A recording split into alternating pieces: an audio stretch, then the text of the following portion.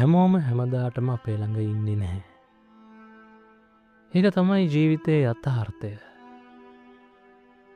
සමහර අය ඉන්නේ hina වෙලා. හැබැයි එය යන්නේ අපි බලාපොරොත්තු නොවන තරමටම අපට කඳුළු දීලා. ඒත් මතක තියාගන්න. ඔයාගේ ගමන යන්න කාගෙවත් උදව් ඕන වෙන්නේ නැහැ. ඔයාට තියෙන්නේ ඔයාගෙම ශක්තිය.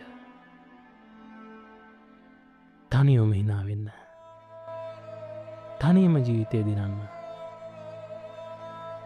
ඔයාගේ කතාව ලියන්න පටන් ගන්න. දවසක ඒ කතාවේ වීරය වෙන්නේ වෙන කවුරුත් නෙවෙයි.